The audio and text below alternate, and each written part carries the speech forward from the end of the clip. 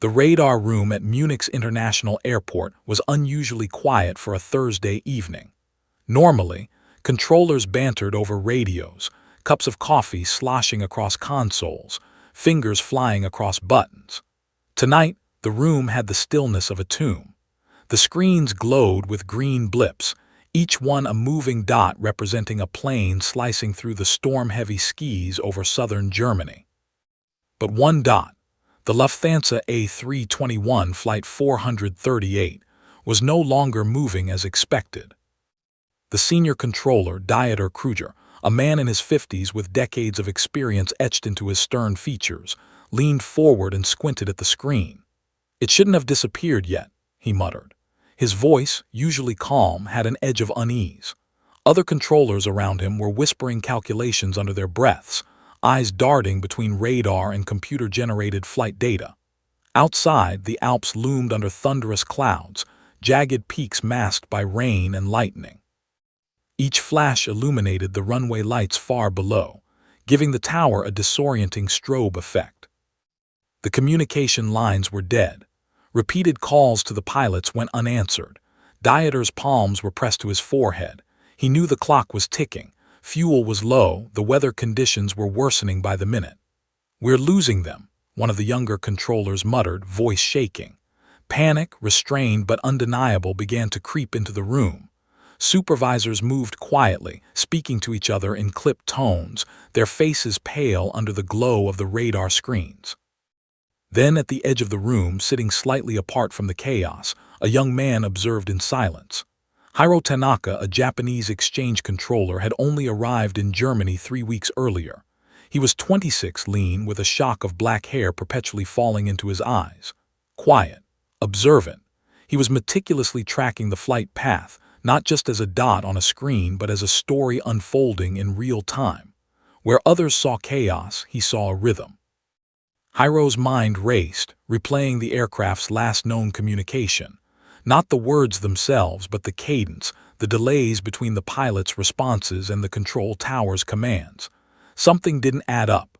There was a pattern, subtle, almost imperceptible, that no one else seemed to notice. He leaned closer to the radar monitor, comparing altitudes, speeds, and heading changes against weather reports. Lightning flashes cast his sharp features in brief bursts of dramatic light, highlighting the intensity in his focused eyes. Dieter noticed him moving, frowning. "What are you doing, Tanaka?" he snapped, irritation cutting through the tension. "We have protocols, follow them." Hiro's accent was soft but deliberate as he replied, "I am tracking anomaly. There is delay pattern at 12,000 feet." The room went quieter. Eyes turned toward him. Some younger controllers perked up, curious. The veterans frowned. "What are you talking about?" Dieter demanded. "Anomaly, we've tried everything, radar, communication, emergency channels. They're gone." Hiro's hand hovered over the console. He replayed the signal history, scanning frame by frame. "Not gone, signal shadow," he said slowly. "Terrain interference. Pilots can hear, only not on normal channel." A low murmur ran through the room.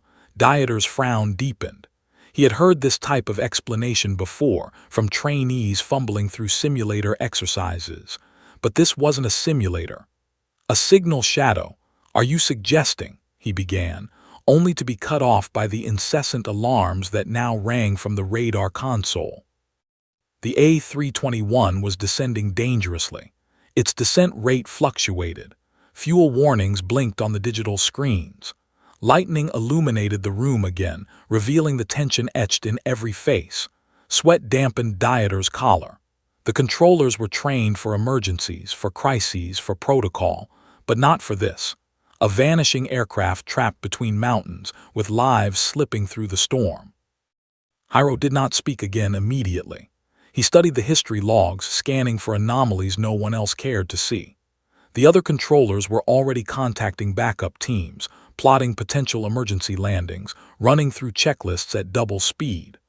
Hiro noticed the gaps, the subtle timing differences that revealed the plane's true position, hidden by the jagged alpine terrain. His stomach tightened. He realized that if no one acted fast, the consequences would be catastrophic. The room's atmosphere thickened with tension. Outside the tower, lightning split the sky, thunder rattling the glass, echoing the unspoken fear inside. Dieter rubbed his eyes. He was a man who had faced storms, emergencies, and near misses, but tonight felt different. Every protocol they knew seemed inadequate. Every plan was tentative. "We're out of options," he muttered. Hiro raised his hand slightly. "There is a way," he said, his voice calm but insistent. The other controllers exchanged glances. "We've tried everything," someone snapped. Hiro nodded but didn't waver. "Change frequency, ultra-low band, pilots can hear." For a moment the room froze. Dieter's jaw tightened. Switching frequencies could confuse the cockpit, could cause panic, could make things worse if miscalculated. And yet, in Hiro's eyes, there was a clarity born not of arrogance but of focus, of seeing what others could not.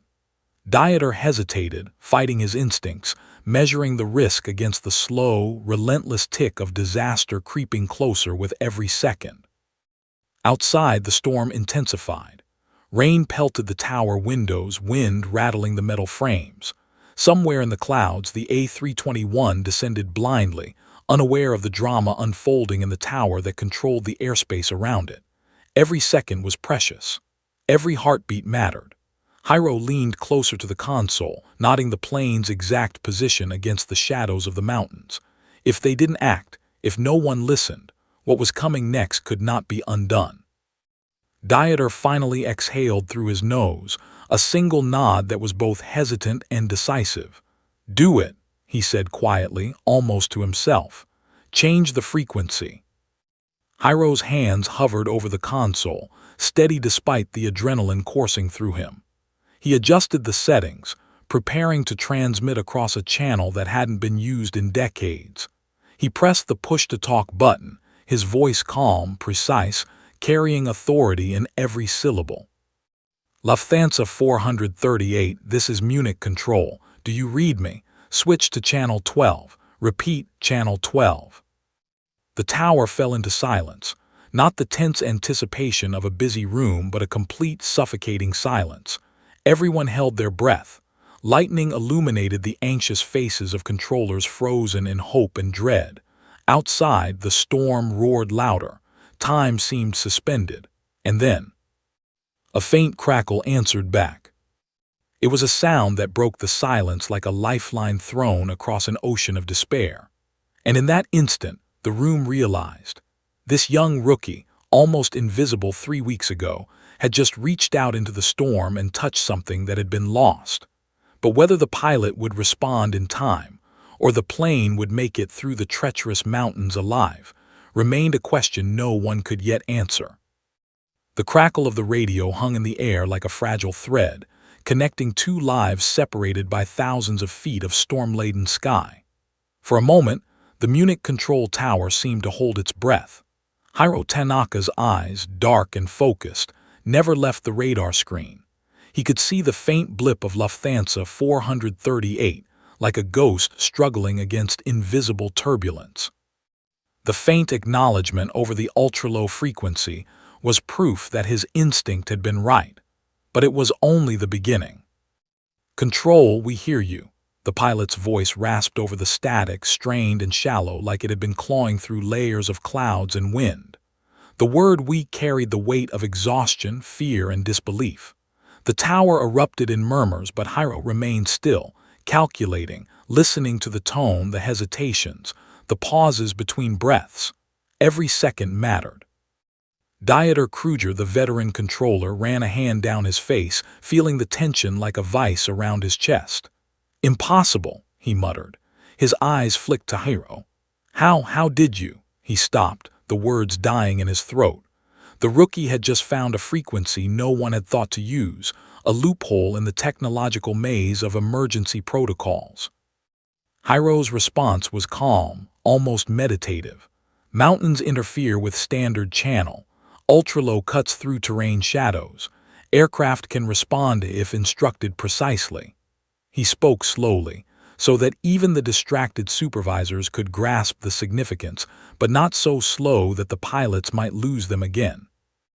In the cockpit of the A321, First Officer Anya Weiss gripped the yoke as the plane shuddered violently through the storm. Rain lashed the windshield, lightning slicing the clouds in blinding streaks. Their instruments flickered. GPS intermittently lost signal. The autopilot had disengaged unexpectedly, throwing them into manual control. Fuel gauges flashed a steady, terrifying decline. "Did you hear that?" Anya said, voice taut with disbelief. Captain Marcus Vogel's eyes darted toward the receiver. "Control, who is this?" "It's Munich," Hiro's voice cut through the static, precise, calm but firm. "I am Hiro Tanaka. Listen carefully." Marcus's brow furrowed. "Tanaka who?" "No time. Focus on instructions. You are descending safely, but terrain and wind shear are extreme. Follow my headings exactly." The cockpit fell silent except for the roaring storm outside and the low hum of failing instruments. Marcus glanced at Anya. "We have no other choice." Her nod was barely perceptible. "Let's trust him." Back in the tower, supervisors whispered to each other. The scene was chaotic, with alarms beeping and wind battering the structure, but Hiro seemed almost untouched by the chaos. He mapped every movement of the aircraft in his mind, visualizing a path through invisible corridors that no radar could fully chart. It was as if he could see the mountains breathing, their peaks and ridges shifting under the storm. Dieter, though hesitant, allowed himself a glimmer of awe. "He's doing something surgical," he muttered. "It's like he's rewriting the manual in real time." Minutes stretched, each one dragging, each heartbeat synchronized with the plane struggling in the clouds. Hiro's fingers danced across the console, sending headings, altitude adjustments, and emergency vectors to the crew. "Turn left 15 degrees. Descend to 10,500 feet. Maintain heading until next adjustment," he instructed, his voice calm yet commanding.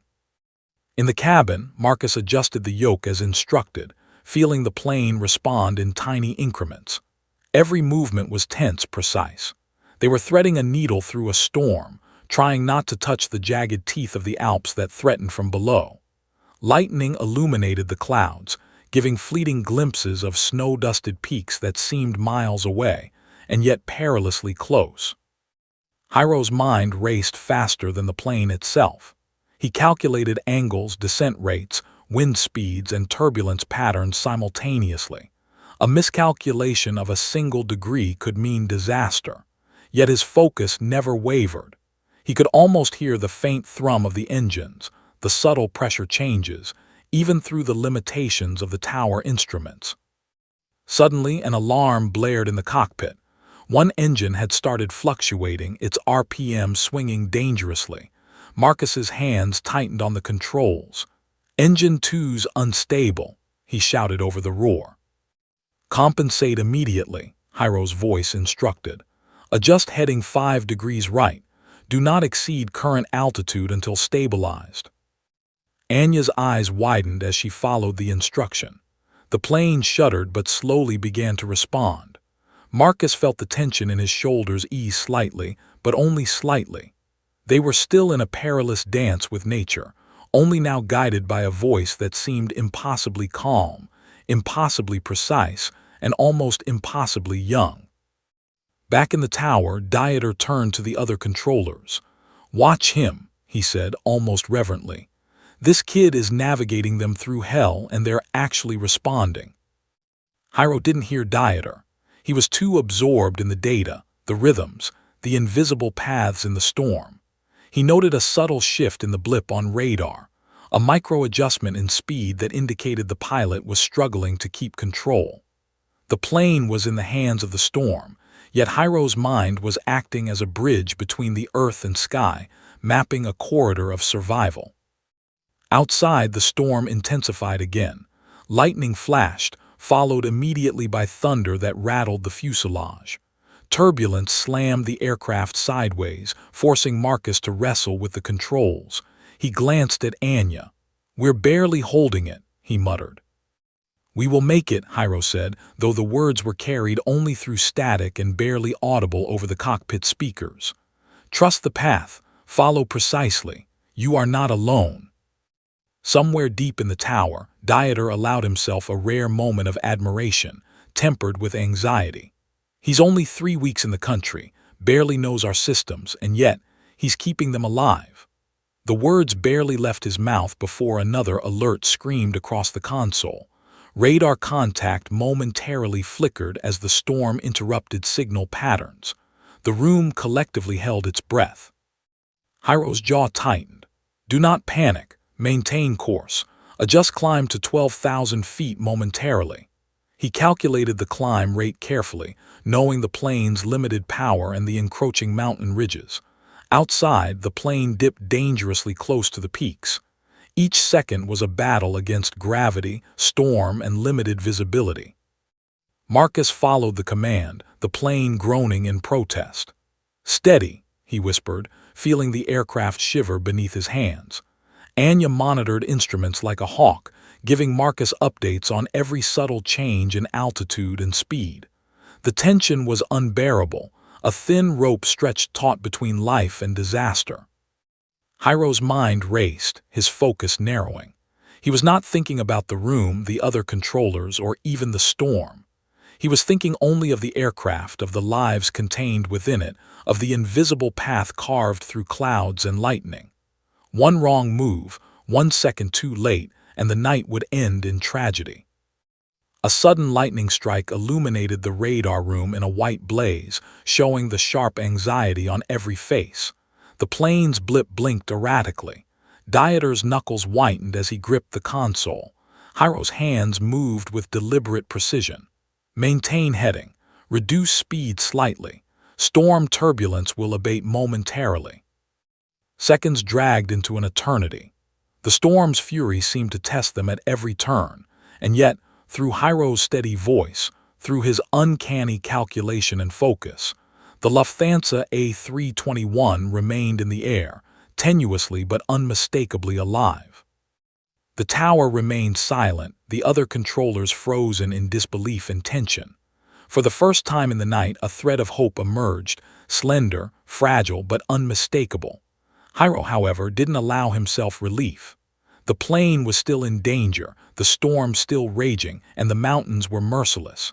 He knew the real test was yet to come. And as the blip edged closer to a treacherous ridge, the thunder rolling like a drum of fate, Hyro realized that the next few minutes would demand more than calculation. They would demand courage, instinct, and the kind of composure that could either save or doom 400 souls. The room waited, the storm waited, and the rookie controller, silent and focused, prepared to guide them through the impossible. The radar room hummed with tension, a low, vibrating pulse that matched the pounding of Hyro Tanaka's heart. The Lufthansa A321's blip danced erratically on the screen, like a wounded creature struggling against invisible chains. Every other controller in the room saw chaos, uncertainty, and imminent disaster. Hyro, however, saw patterns. Tiny inconsistencies in the aircraft's descent rate, subtle delays between attempted communication and response, even minute variations in speed, all pointing to one terrifying truth. The plane wasn't lost at random. It was trapped, skimming through a corridor carved by the storm, hidden in a signal shadow only Hyro could detect. Hyro leaned closer to the monitor. Rain streaked the tower's windows behind him, lightning flashing intermittently, casting long, flickering shadows across his focused face. He replayed the aircraft's last transmissions in his mind, not as audio but as timing. Every delay, every missed response, it aligns perfectly with terrain interference. He muttered quietly to himself. His voice barely carried across the room, but it was enough to make a few controllers glance toward him.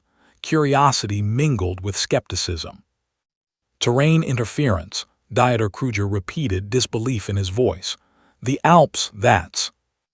Hyro didn't interrupt. He continued mapping the blip's movements against the digital elevation model projected on a side monitor. Peaks and ridges, jagged and hidden by storm clouds, had carved a shadow in the frequency spectrum. Standard channels were blind here.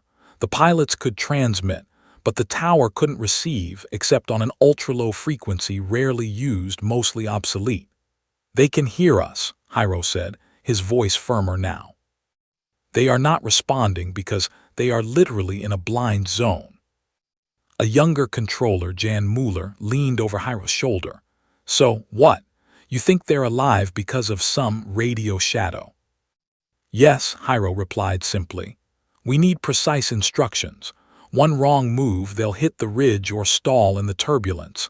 The path is narrow, dangerous, and invisible, but I can see it." Dieter pinched the bridge of his nose, exhaling slowly. The storm outside seemed to mirror the chaos inside. "And you want us to follow what? Your gut?" he asked, tone incredulous, though there was a tremor of hope in his words. Hiro ignored the comment. Instead, he focused on the minute changes in altitude. The plane had dipped to 11,800 feet, dangerously close to the alpine ridges. Its speed fluctuated with every gust of wind. Lightning illuminated the peaks in brief, haunting flashes. In those fleeting seconds, Hiro imagined the terrain as a three-dimensional puzzle. Valleys, ridges, hidden passes, all invisible to radar, all deadly if misjudged. He calculated a series of vectors, a hidden path threading between the mountains. The path required micro-adjustments, slight course changes, fractional speed adjustments, precise altitude shifts. Any deviation, even a single meter off, could be catastrophic. Hiro's hands hovered over the console, fingers poised to transmit the instructions. Sweat ran down his temple, dampening his black hair. The responsibility was crushing. "Do it," Dieter said finally, his voice low, almost reverent. "We're trusting you." Hiro pressed the button and transmitted over the ultra-low frequency. "Lufthansa 438, adjust heading 5 degrees left. Descend to 11,500 feet.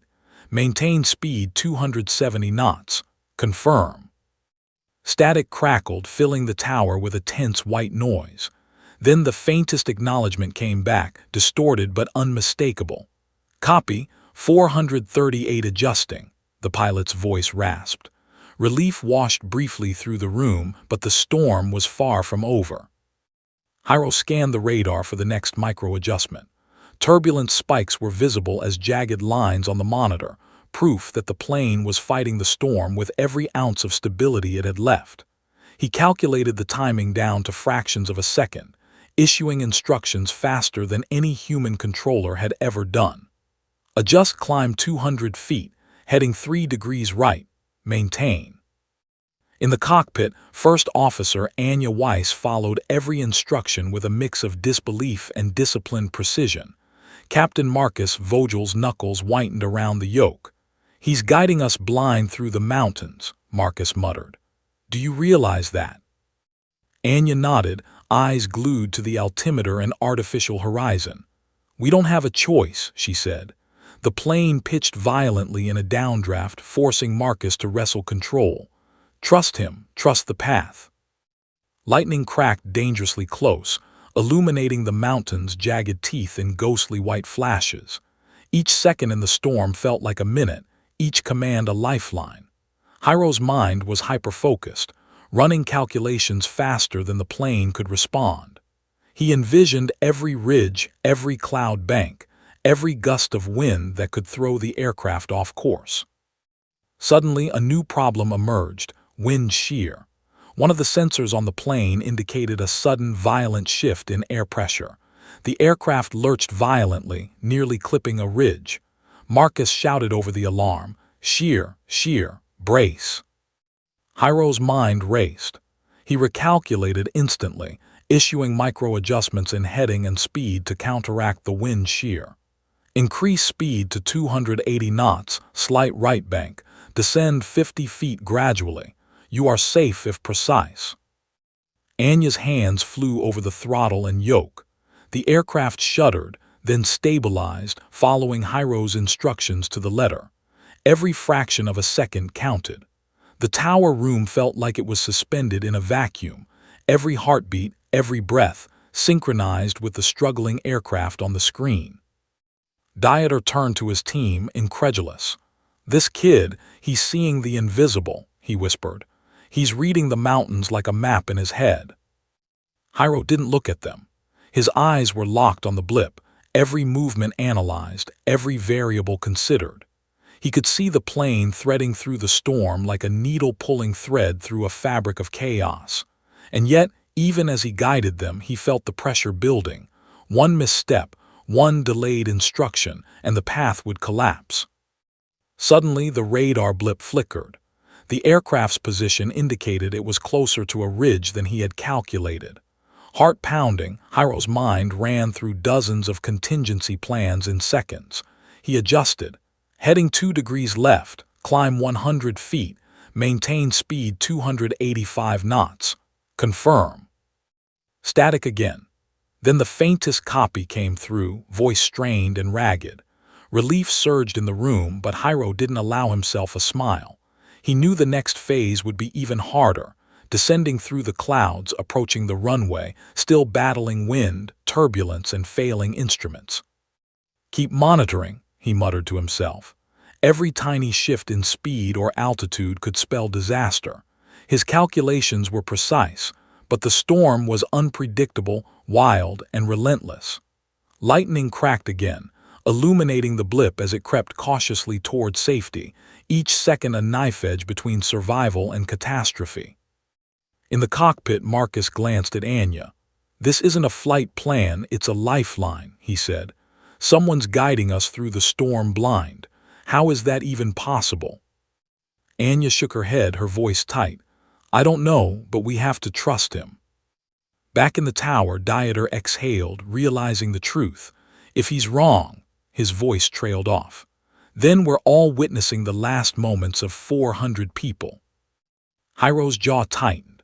He blocked out everything else, the alarms, the murmurs, the storm outside. Only the aircraft, only the rhythm, only the invisible corridor he had visualized mattered. One mistake now, and there would be no correction, no second chance.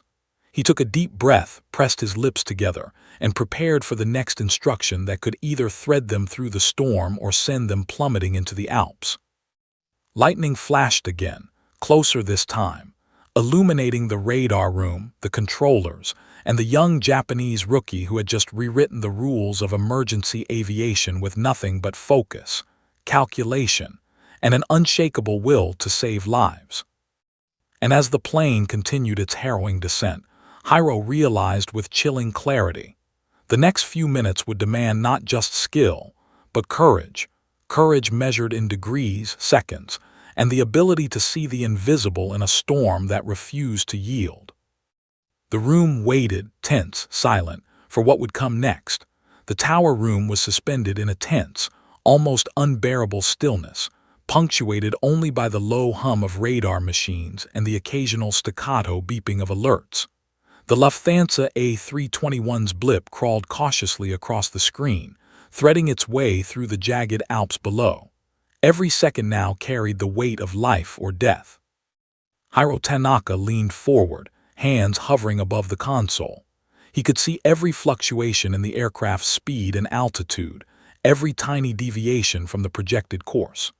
The storm outside rattled the tower's windows, and lightning threw sharp, violent shadows across the room, illuminating Dieter Kruger's tense face. The veteran controller had been through countless emergencies, but this was unlike anything he had ever seen. "Frequency stable?" Dieter asked, voice low and tight. Hiro's fingers danced across the console. "Yes, but the pilots are still under stress. They need absolute precision. One misstep and—" He didn't finish the sentence, but the unspoken words hung in the room like a thick fog. Outside, the storm battered the aircraft mercilessly. Winds lashed against the fuselage, the A321 shuddering with each gust. Captain Marcus Vogel fought the yoke with every ounce of strength, the plane responding sluggishly to his commands. First Officer Anya Weiss adjusted the throttles with careful precision, monitoring every instrument for irregularities. The autopilot had failed earlier, leaving them fully reliant on manual control and Hiro's instructions. "Control, heading adjustment confirmed," Marcus said into the radio, voice strained. Altitude stable at 11,500, holding course. Copy Lufthansa 438, Hiro replied, his voice steady but urgent. Prepare for micro-adjustment. Descend 200 feet gradually. Adjust heading 3 degrees right after 30 seconds. Trust the path. The storm seemed to respond with renewed ferocity. The aircraft lurched violently, throwing Marcus and Anya off balance for a brief, terrifying moment. Instruments flickered. The artificial horizon quivered. Lightning struck close enough to make the cabin lights flash, a stark reminder of the danger surrounding them. In the tower, Dieter's hands gripped the console tightly. "If they survive this, it will be a miracle," he muttered. But even as he spoke, his gaze was fixed on Hiro, who was calculating, visualizing, predicting every motion the plane could make, and how the storm would react. Hiro knew that the standard flight corridors were useless now. They were navigating an invisible path carved by the storm itself, threading between the mountains in a corridor that existed only in his mind. He recalculated in real time, adjusting for wind shear, turbulence, and micro-changes in altitude. Each instruction was measured in seconds and meters, delivered with the precision of a surgeon performing emergency surgery on a living organism in motion. Descending 11,300, now adjusting heading 3 degrees right, Marcus reported, voice tight, eyes fixed on the instruments. The plane trembled violently in a sudden downdraft. Anya shouted, "Wind shear, brace." "Maintain control," Hiro instructed, voice calm but firm. "Reduce pitch slightly. Do not exceed bank angle. You are safe if precise. Trust the instructions." The blip on the radar wavered, dangerously close to the mountainous terrain below. Every controller in the room felt a chill, the silent acknowledgement that they were watching a knife-edge survival unfold in real time. Dieter's face was pale, his normally steady hands trembling as he adjusted a secondary console, tracking every micro-movement Hiro issued. "Steady, steady," Marcus muttered under his breath, gripping the yoke as the aircraft responded inch by inch to Hiro's rapid-fire commands. Every micro-adjustment mattered. Too fast and they could overshoot a safe corridor. Too slow and they could collide with the peaks hidden in the storm. Hiro's mind raced. He calculated the descent rate, factoring in the plane's speed, the fluctuating wind, and the altitude margins between them and the treacherous alpine ridges. His eyes darted between the radar screen and digital elevation models, visualizing the terrain as a three-dimensional puzzle. Every ridge, every valley, every turbulent spike was accounted for. "Control, speed stable 275 knots, Marcus said, voice tight but measured. "Heading stable, climbing 50 feet to maintain clearance." "Copy," Hiro replied. "Adjust heading 2 degrees left, descend 100 feet gradually, follow precisely." The seconds stretched into an eternity. Outside, lightning illuminated jagged peaks, snow-capped ridges slicing through the clouds like knives. Rain hammered the fuselage, making visibility nearly zero. Every movement of the aircraft was a delicate dance with death, and Hiro was conducting it from thousands of feet below in a tower that felt miles away from reality. Then a new complication arose. One engine began to fluctuate dangerously, RPM swinging erratically as it fought against the turbulence. Marcus's hands tightened on the yoke, sweat running down his temples. "Engine 2, he shouted, alarms blaring. "We're losing power." "Compensate immediately," Hiro instructed. "Increase speed slightly, adjust heading 1 degree right, maintain altitude until stabilized. You are safe if precise." Anya's hands moved instinctively, throttles responding with split-second timing. The aircraft groaned and shuddered but gradually regained stability. Relief was fleeting, however, as another turbulent spike loomed ahead. Dieter turned to the other controllers. "This is unbelievable," he muttered, voice trembling. "He's keeping them alive, adjusting for every variable, and they're responding. This is extraordinary." Hiro, however, didn't acknowledge the praise. He was fully absorbed in the next set of instructions, visualizing the plane's approach path and anticipating the storm's next move. He saw a small gap in the radar shadow, a brief corridor through which the aircraft could pass safely. But it required perfect timing, flawless execution, and nerves of steel. "Prepare for final descent," Hiro said calmly. "Heading adjustment 5 degrees left. Descend 150 feet gradually. Maintain speed 280 knots. Do not deviate. Timing is critical." Marcus glanced at Anya. "This is it," he whispered. "We follow precisely or it's over." The plane began the final descent, shuddering under the storm's relentless assault. Winds lashed the fuselage. Instruments flickered. Lightning illuminated jagged peaks dangerously close to the aircraft's wings. Hiro's hands moved over the console, issuing micro-corrections with a rhythm that matched the plane's faltering heartbeat. Seconds no one could afford passed like minutes. Every micro-adjustment was critical. One false move could send the A321 crashing into the mountains, hundreds of lives lost in an instant. Then, as if testing their resolve, the storm unleashed its most violent surge yet. Wind slammed against the plane from all directions. The fuselage shuddered violently. Marcus gritted his teeth, fighting the controls with every ounce of strength. "Steady, steady." Hiro's voice cut through the storm, calm but authoritative. "Follow instructions precisely. You are alive if you maintain the path." The room in the tower was silent except for the crackle of radio transmissions. Every controller watched in awe and terror as the blip moved through the treacherous corridor. Lightning flashed again, illuminating jagged peaks that seemed almost close enough to touch. And then, in that suspended moment, the aircraft emerged from the shadow of the worst turbulence, still alive, still under control, responding with breathtaking precision to a rookie Japanese controller thousands of miles away from his home and far from the protocols everyone else had blindly followed. For Hiro, relief was a distant luxury. The real test, the descent to the runway and safe landing, still lay ahead. But for the first time, hope glimmered in the stormy night over Bavaria.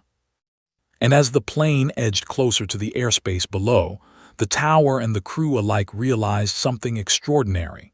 Seconds, calculated and commanded with unwavering focus, could defy chaos itself, but only if courage and precision aligned perfectly. The storm had not yet passed. The danger was far from over. But one truth was undeniable.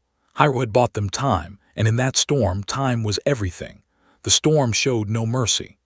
Rain lashed the fuselage of Lufthansa 438 with the force of hammers, lightning illuminating the cockpit in jagged, fleeting bursts. The A321 shuddered violently as turbulence clawed at every surface, tossing the aircraft like a toy in the hands of the tempest. Instruments flickered, warning lights danced chaotically across the panels, and the autopilot remained offline. Captain Marcus Vogel's jaw was tight, knuckles white around the yoke. His eyes darted from the artificial horizon to the altimeter, constantly calculating, anticipating the next violent lurch. "Hold her steady," he shouted to First Officer Anya Weiss. The wind howled through the fuselage as if mocking their struggle. Anya's eyes were wide, almost frantic, but she forced her hands to move with precise discipline. Every adjustment of throttle, yoke, and rudder was measured in fractions, each one critical to the plane's survival.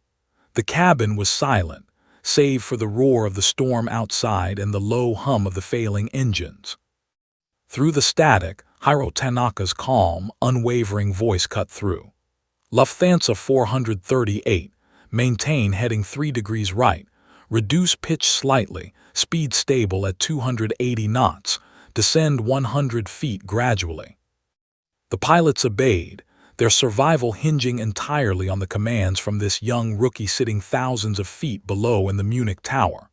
Hiro's mind was a blur of calculations, terrain models, wind shear, turbulence vectors, altitude adjustments, speed corrections. Each command had to be perfect. One misstep in the plane would meet the Alps in a violent embrace. Dieter Kruger, standing behind Hiro, couldn't tear his eyes from the screen. "I've never seen anything like this," he murmured. "He's guiding them through the mountains blind, and they're responding perfectly." Hiro didn't respond. His focus was absolute. He visualized the peaks as walls of a three-dimensional maze and the plane as a fragile thread weaving through it. Micro-adjustments, tiny fractions of a degree, slight altitude shifts, these were the difference between life and death.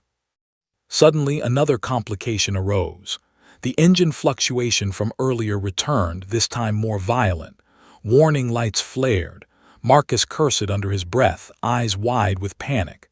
"Engine 2's dropping. We're losing thrust."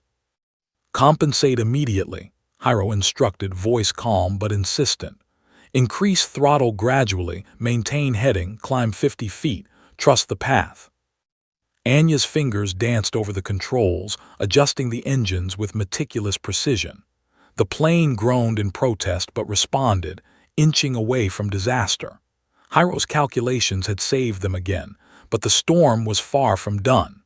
Lightning struck closer, illuminating the jagged peaks outside, each one a silent predator waiting in the clouds. "Control, we hear you," Marcus said, voice shaking as the plane continued its treacherous path. Relief mingled with disbelief. Who are you?" "I am Hiro Tanaka. Focus on instructions." "You are not alone," Hiro replied, every word measured, every syllable a lifeline. Dieter exhaled in awe. "He's not just guiding them, he's threading them through hell," he whispered. Other controllers in the room exchanged glances, incredulous, as the reality of what they were witnessing sank in. The blip on the radar moved with painstaking precision, weaving through invisible corridors created by the storm and mountains. Hiro's calculations became a living rhythm: adjust, compensate, correct, like a conductor guiding an orchestra through a piece of music that teetered on chaos. In the cockpit, Marcus and Anya felt the surreal reality of their situation. Every movement of the plane was dictated by a voice over static, a voice calm, steady, and impossibly precise. This is insane," Marcus muttered. "Someone is navigating us blind and we're still alive." Anya swallowed hard. "We have no choice. We have to trust him," she replied, eyes fixed on the altimeter. The plane lurched violently again, the wind howling in protest, and they obeyed Hiro's next instruction without hesitation. "Heading adjustment 5 degrees left. Descend 50 feet. Maintain speed 275 knots. Microcorrection in 10 seconds, Hiro said, fingers moving rapidly over the console. The plane responded, weaving through turbulence like a swimmer cutting through a stormy sea. Each micro-adjustment was critical. Outside, lightning illuminated snow-dusted ridges, sharp and menacing, reminding them of the stakes. Every second was a battle against gravity, wind, and nature itself. Back in the tower, Dieter's jaw was tight. "If they survive this," he muttered, voice barely audible, "it will be nothing short of miraculous." Hiro ignored him, calculating the next set of instructions. The corridor was narrowing. The mountains loomed closer, shadows of jagged teeth against the stormy sky. One miscalculation, 1 second of delay, could send the plane spiraling into catastrophe. Suddenly, the aircraft lurched violently to the right. Marcus gritted his teeth, struggling against the controls. "Turbulence spike," he shouted. "Compensate minor left bank, increase speed gradually, hold altitude," Hiro instructed, voice calm but urgent. The tower was silent, the tension palpable, as the blip on the radar fought against nature's fury. The plane stabilized, but only barely. The storm had thrown everything at them, testing every ounce of skill, courage, and precision. Hiro's mind raced ahead, visualizing the next sequence of micro-adjustments necessary to thread the plane through the final stretch of mountains. "Prepare for final corridor," Hiro said quietly, almost to himself. "Focus, precision only, one misstep and it's over." Marcus glanced at Anya. "Final stretch," he muttered, voice tense. We either survive this or, he didn't finish, but the implication was clear. Hundreds of lives depended on following Hyro's instructions perfectly. Outside, lightning struck close enough to illuminate the ridges in stark, ghostly white. Rain hammered the fuselage. The plane trembled, caught between the storm's wrath and the invisible corridor Hyro had mapped in his mind. Every micro-adjustment now was critical. Dieter and the other controllers in the tower watched in disbelief. "He's guiding them with nothing but instinct and calculation," one whispered. "No one else could do this." Hyro's voice cut through the static, calm, unwavering, commanding. "Maintain heading, micro-adjust climb 50 feet, reduce pitch slightly, you are alive if precise. Do not deviate." In the cockpit, Marcus and Anya obeyed. The plane responded, inching forward through the storm. Each second was a heartbeat, each movement a delicate negotiation with death. Lightning flashed again, illuminating the perilous landscape. The snow-capped peaks seemed almost close enough to touch, yet the aircraft remained in the narrow path Hyro had visualized. For a fleeting moment, hope and terror merged into a single, visceral emotion. They were threading through the Alps on the edge of impossibility, guided by a voice from the clouds, a young rookie who had seen what no one else could see. And in that suspended moment, the Munich control tower and the cockpit realized something extraordinary. Survival was not just a matter of skill. It was a testament to focus, courage, and the unwavering trust between a voice on the ground and hands in the storm. The storm had not passed. Danger was far from over. But for the first time in hours, a glimmer of hope emerged through the rain, the wind, and the chaos. Hyro's hands moved over the console, issuing the next micro-adjustment, knowing that the final approach to the runway, fraught with deadly terrain, failing instruments, and the storm's relentless assault, would test every ounce of courage, skill, and precision. And as the aircraft edged closer to the hidden safe corridor, every second became a test of nerves, every micro-adjustment a potential lifeline. The next moments would decide if hundreds of lives would be saved or lost forever. The Alps were merciless. Outside the cockpit of Lufthansa 438, snow-slicked peaks loomed like jagged teeth, veiled in sheets of driving rain and howling wind. The plane groaned with each gust, engines straining against turbulence that seemed intent on tearing it from the sky. Lightning illuminated the night in harsh, flickering bursts, revealing the dangerous maze the aircraft had yet to navigate. Captain Marcus Vogel's knuckles were white as he fought the yoke, muscles tense, sweat running down his temples. "Anya, hold her steady. We're threading a needle through hell," he shouted. Every word of Hyro Tanaka's instructions reverberated in his ears, steady and precise, cutting through the storm like a lifeline. First Officer Anya Weiss's hands flew over the throttles and control columns, adjusting minutely to maintain alignment with Hyro's directives. The autopilot was offline, the instruments unreliable, and every meter of altitude counted. She muttered under her breath, voice taut with fear, "We're alive, we're still alive if we trust him." Hyro in the tower monitored the radar blip with intense focus. Each deviation, no matter how small, was a potential disaster. The wind shear readings were spiking. The engines were oscillating in power, threatening instability. He knew that even a single miscalculated instruction could send the plane careening into the mountains. Speed 280 knots, descend 50 feet, heading 3 degrees right, micro-adjust in 5 seconds, Hyro commanded, voice calm but commanding. The aircraft responded, shuddering violently, the fuselage twisting slightly under the assault of the storm. Marcus held the yoke as if his life depended on it, because it did. Anya's eyes were wide, scanning every instrument, adjusting for minute changes in pitch and yaw. Suddenly, a sharp alarm blared from the engine panel. Engine 2's RPM fluctuated wildly. Marcus cursed under his breath. "We're losing power. Engine 2 is dropping." "Compensate immediately," Hyro shouted. "Increase throttle gradually, maintain heading, climb 50 feet. You are alive if precise. Anya's fingers danced over the controls, responding to the commands as Marcus fought the yoke. The plane groaned but stabilized, inching forward through the invisible corridor Hyro had mapped. Outside, lightning illuminated the peaks in blinding bursts, revealing how close they were to the edge of disaster. Back in the tower, Dieter Kruger couldn't tear his eyes from the screen. "He's threading them through impossible conditions," he whispered. "I've never seen anything like it." The other controllers were equally transfixed, some whispering prayers, others frozen in disbelief. Hyro's mind was a storm of numbers, vectors, and terrain maps. He visualized every ridge, every snow-laden slope, every gust of wind that threatened to push the plane off course. The path was narrow, the margin for error non-existent. He calculated micro-adjustments, minute course corrections, fractional altitude changes, speed variations, to keep the aircraft alive. "Prepare for micro-adjustment," Hyro said quietly, almost to himself.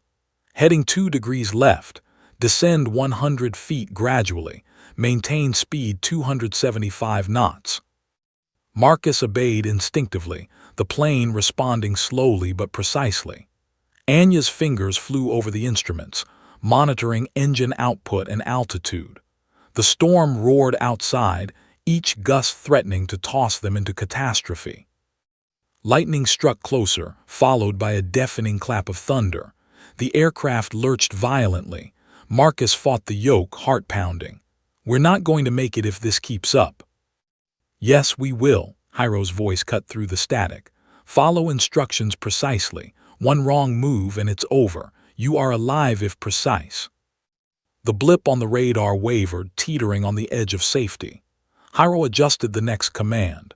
"Increase climb by 50 feet, minor right bank, maintain heading, microadjust in 3 seconds. The plane obeyed, rising slightly, wings flexing under the wind pressure. Marcus exhaled briefly, though the tension did not leave his muscles. He and Anya exchanged a look that conveyed terror, exhaustion, and a flicker of hope. They were still alive, by a thread, but alive.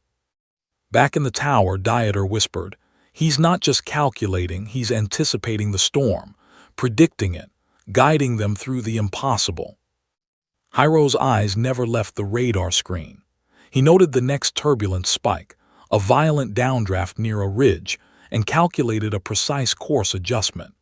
Heading 5 degrees left, descend 75 feet, maintain speed, prepare for turbulence spike in 5 seconds. Marcus obeyed, gripping the yoke as the aircraft twisted violently in the downdraft. Anya adjusted throttles and flaps, their movements perfectly synchronized with Hyro's commands. Lightning struck again, illuminating snow-covered peaks in harsh white light. The plane shook, then stabilized, the blip inching past the danger. Minutes felt like hours. Every adjustment Hyro issued, every micro-correction was critical. The storm fought back relentlessly, testing their limits, punishing them for every tiny mistake. Yet somehow they survived. Inch by inch, blip by blip, the aircraft moved through the invisible corridor, guided by a voice thousands of feet below and miles away from home. Suddenly, another emergency flared. Engine 1 began oscillating. Warning lights flashed, red and urgent. Marcus's teeth clenched. Both engines, they're failing. "Focus," Hyro shouted. "Do not panic. Adjust throttle gradually, maintain heading. Climb 50 feet, trust the path." The plane groaned under the strain, turbulence shaking it violently. Marcus and Anya fought the controls with all their strength. Sweat poured down their faces. Their instruments flickered, some gauges failing entirely. But Hyro's voice, calm and precise, kept them on track. "Speed stable at 285 knots. Microadjust heading 2 degrees right. Descend 50 feet gradually. You are alive if precise." The aircraft responded, teetering on the edge of disaster but moving steadily forward, guided by Hyro's calculations. Dieter leaned forward, heart hammering. "If he keeps this up, they might survive," he whispered. "But the storm isn't done with them yet." Hyro's fingers flew over the console, recalculating every second. Terrain, turbulence, engine output, wind direction, descent rate, all variables accounted for. He visualized the plane threading between jagged peaks, a needle passing through the eye of a hurricane. Lightning illuminated the radar blip in harsh, white bursts. Outside, the Alps loomed closer, deadly and unyielding. Marcus and Anya followed Hyro's next commands, micro-adjusting the plane, feeling every shudder and jolt as the aircraft fought against nature itself. Heading adjustment 3 degrees left, maintain altitude, increase speed to 290 knots, micro-adjust in 2 seconds.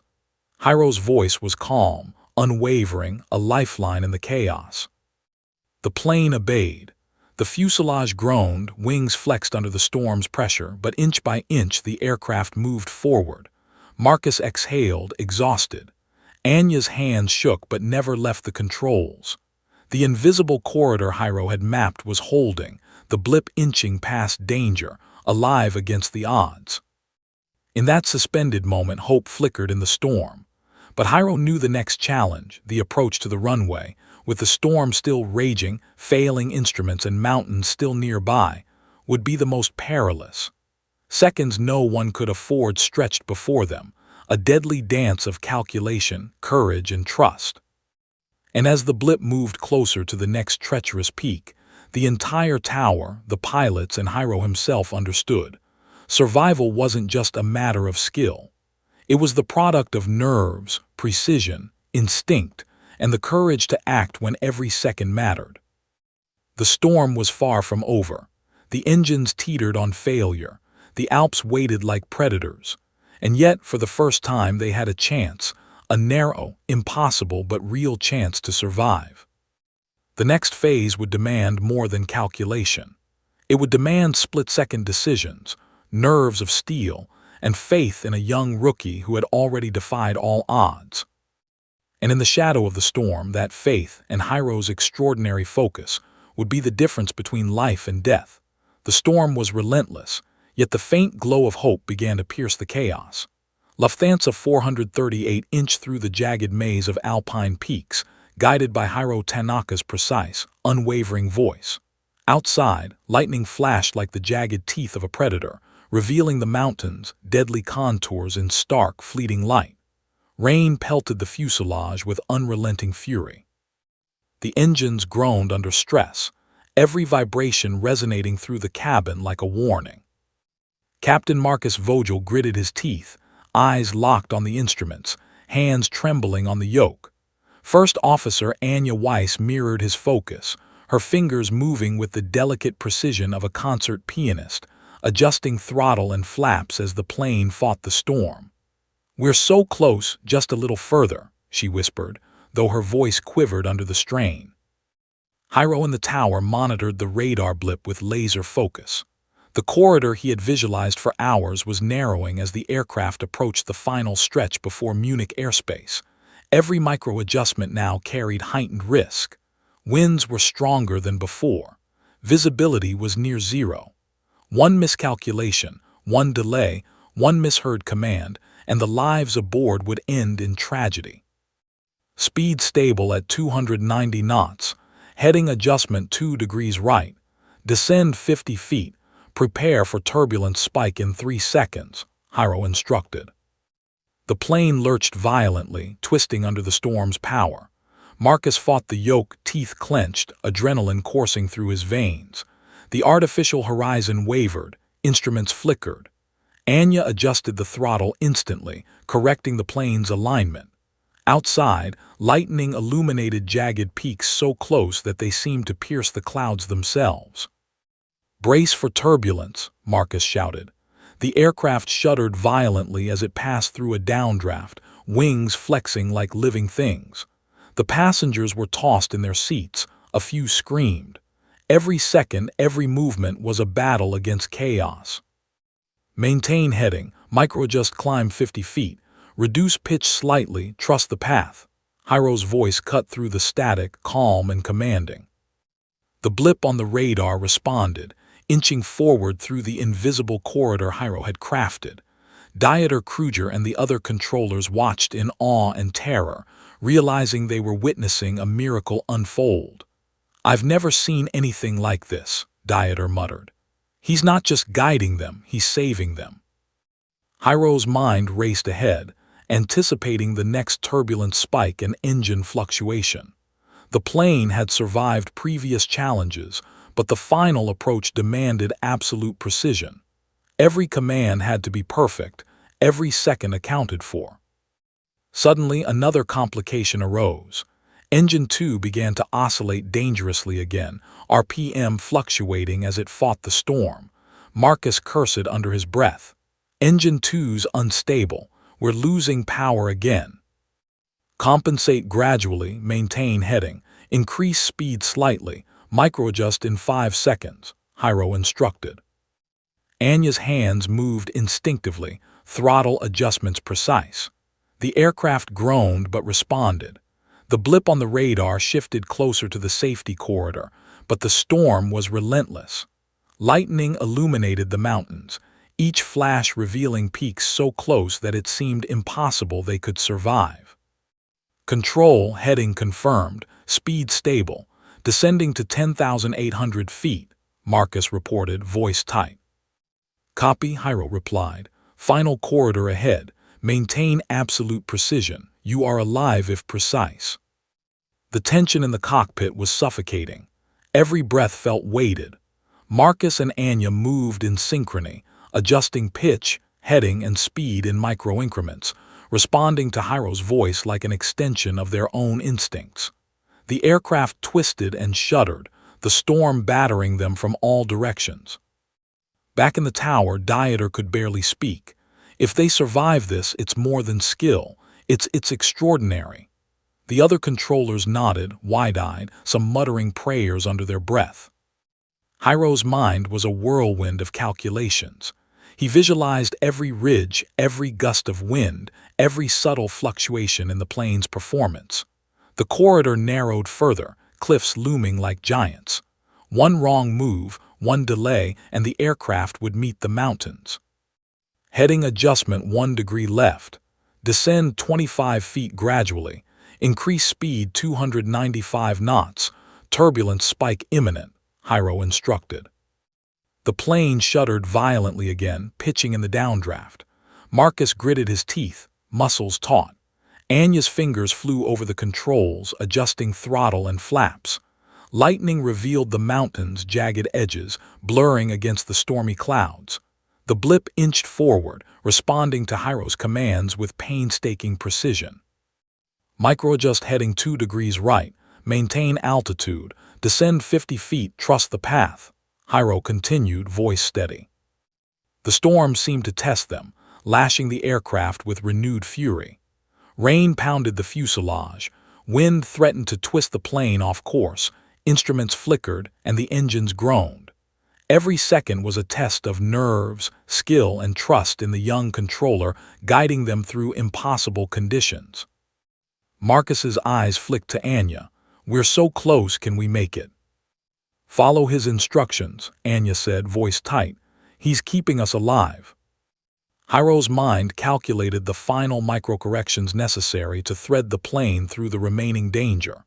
Increase climb by 50 feet, heading 3 degrees left, maintain speed, prepare for final turbulence spike. The aircraft responded, wings flexing, fuselage shuddering, engines whining under pressure. Marcus and Anya worked in perfect synchronization, muscles straining, adrenaline pumping. Outside, lightning illuminated snow-capped peaks so close they seemed almost touchable. Back in the tower, Dieter exhaled shakily. "He's done it before, but the final stretch, it's impossible," he whispered. The other controllers held their breath, frozen in awe and fear. Hyro's fingers flew over the console, issuing commands with split-second timing. The invisible corridor he had visualized was narrowing, but the plane remained within it, inching forward through chaos. Maintain heading, descend 25 feet gradually, increase speed 300 knots, microadjust in 2 seconds, Hyro instructed. The aircraft responded, shuddering violently, yet moving steadily forward. Marcus felt the wings flex, the turbulence battering them, but the plane obeyed. Every command, every micro-adjustment was keeping hundreds of lives alive. Lightning flashed again, revealing the final ridge before open airspace. Hiro calculated the final course, knowing this was the last barrier between them and survival. Final adjustment, heading 2 degrees right, maintain climb speed stable, prepare for clearance, he said, voice steady. Marcus and Anya executed the final microcorrections, the aircraft twisting, shuddering, yet obeying. The blip on the radar moved forward, past the last jagged peaks, past the deadly corridor that had threatened them for hours. For a fleeting moment, the storm seemed to pause, as if acknowledging the miraculous survival of the aircraft and its passengers. The plane had emerged from the storm's deadliest grasp, guided by a voice thousands of feet below, a young rookie who had rewritten what was possible in crisis. Dieter exhaled deeply. He's done it, he's actually done it. The other controllers nodded, some eyes glistening with unshed tears. Hiro allowed himself a brief moment of relief, but only a moment. The runway at Munich was still ahead, the storm still raging and the aircraft still fragile. The final descent, the approach, the landing, these remained the ultimate test. Yet for the first time, hope surged through the tower, through the cockpit, and through the blip inching toward safety. They had broken through the storm, survived the impossible, and the miracle, precarious, fragile, and breathtaking, was still within reach. And as the plane edged closer to open airspace, Hiro realized that the final seconds, the landing, the culmination of every microadjustment, every calculation, every heartbeat, would define whether hundreds of lives would be saved or lost forever. The storm had not passed, the engine still trembled and the mountain still loomed, but they had survived the impossible, and now the final challenge awaited. The storm was no longer just outside. It was in their veins, in every tremor of the aircraft, in the pulse of every controller and pilot who had lived this nightmare. Lufthansa 438, battered and exhausted, had emerged from the Alpine maze thanks to the extraordinary focus of Hiro Tanaka. But the final challenge, the descent and landing at Munich Airport, remained the ultimate test. Captain Marcus Vogel gritted his teeth, staring at the instruments and the barely visible runway ahead. First Officer Anya Weiss's hands moved over the throttles with delicate precision, eyes scanning altimeters, airspeed, and approach markers. "We've made it past the worst," Marcus said, voice tight, muscles coiled. "But the storm isn't done with us yet." Hiro in the tower monitored the radar blip as it approached controlled airspace. Every variable, wind gusts, turbulence, engine stability, was critical. His calculations had saved the aircraft up to this point, but now the runway, the plane's taxiways, and final approach angles were unforgiving. Any deviation, any delay, and disaster could strike. "Final approach, Lufthansa 438, Hiro said calmly, voice steady. "Maintain heading, decrease speed gradually, descend 50 feet every 10 seconds, wind shear detected ahead, microadjust in 2 seconds. Outside, the storm roared like a living predator. Lightning cut jagged paths across the sky. Rain hammered the fuselage. Wind tried to twist the plane off course. Every passenger, hundreds of lives, depended on Hiro's guidance and the pilot's execution. "Brace for turbulence spike," Marcus shouted. The aircraft pitched violently in the downdraft, wings flexing under extreme pressure. Anya countered instantly, adjusting throttle and flaps. The plane shuddered, then stabilized. "Microadjust heading 2 degrees left. Maintain altitude. Descend gradually, speed stable at 285 knots, Hiro instructed. The plane responded, inching forward through the storm. In the tower, Dieter Kruger and his team held their breath, eyes locked on the radar screen. Every second was a heartbeat, every movement of the aircraft a precarious negotiation with death. Marcus muttered under his breath, "This is insane, we're alive, but just barely."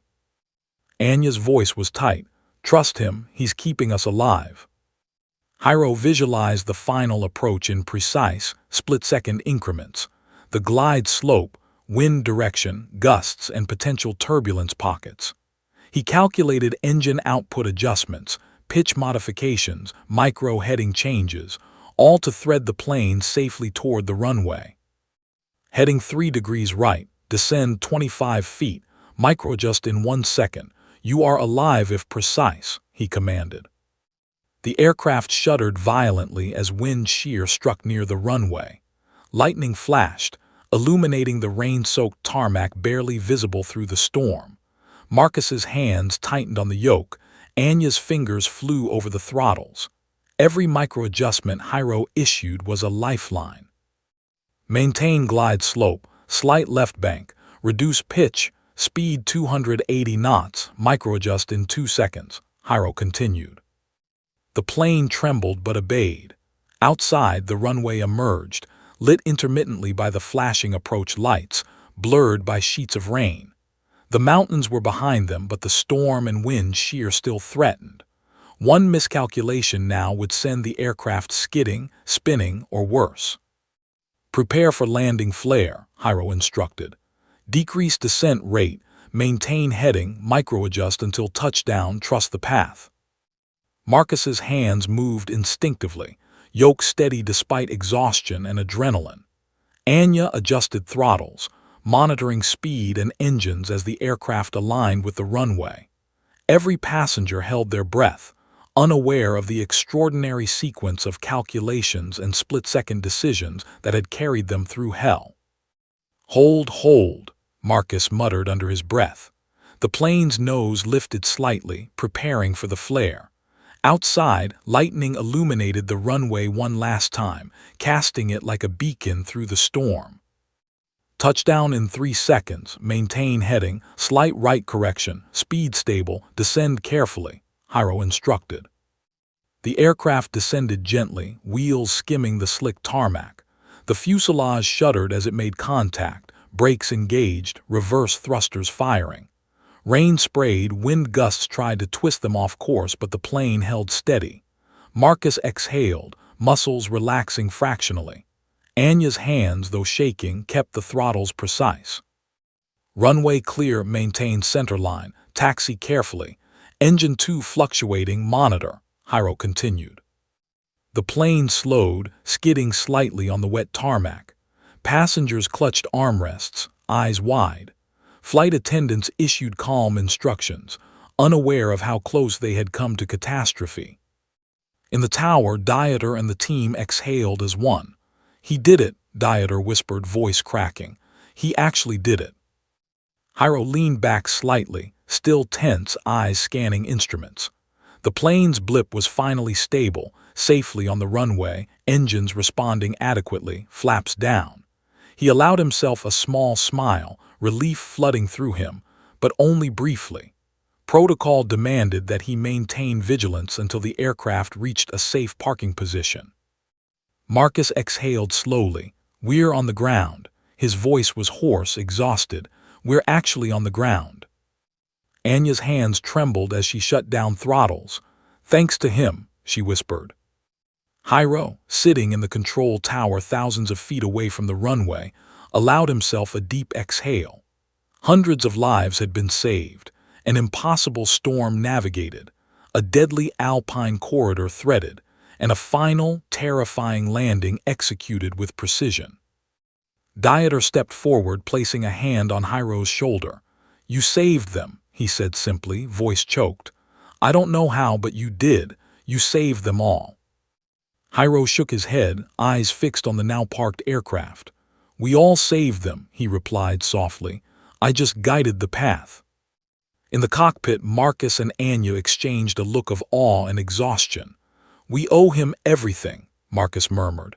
Anya nodded, tears brimming in her eyes. Outside, the storm began to wane, as if acknowledging the extraordinary feat that had unfolded beneath its fury. The Alps, merciless moments ago, now stood silent and unyielding, witnesses to the miracle that had threaded hundreds of lives through chaos. Emergency vehicles approached, lights flashing. Passengers disembarked, some shaken, some in tears, all grateful for survival. Marcus and Anya stepped out of the cockpit, faces pale, expressions a mix of exhaustion and relief. Hyro remained in the tower, watching. For a brief moment, the young rookie allowed himself to feel the weight of what had happened. He had visualized the impossible, guided the blind, and threaded hundreds of lives through death itself. And then the applause began, not just from the control tower team, but from the emergency responders, from airport staff, from the passengers themselves, once they realized the miracle that had saved them. Hyro, still seated at his console, allowed himself a small, almost imperceptible smile. For hours he had been the calm in the storm, the voice that guided, the mind that calculated with unerring precision. He had done what no protocol, no training manual, no expectation could have prepared anyone for. He had turned chaos into survival, fear into hope, and near-certain disaster into life. The storm had passed. The Alps loomed in silence, and the young Japanese rookie, once just another controller in a German tower, had become a hero, not with fanfare but with courage, focus, and a remarkable mind that refused to let hundreds of lives be lost. As the sun rose, casting golden light over the wet tarmac, Marcus, Anya, and the passengers knew one thing for certain. Miracles did exist, and sometimes they came in the form of a calm, precise voice guiding you through the clouds when all hope seemed lost. Hyro Tanaka allowed himself one final glance at the blip on the radar, now safely stationary, and whispered quietly to himself, "Safe." The tower went silent, but the echoes of bravery, calculation, and courage would linger forever. The impossible had been achieved, and for everyone who had witnessed it, pilots, passengers, controllers, and staff alike, it would remain a story told for generations.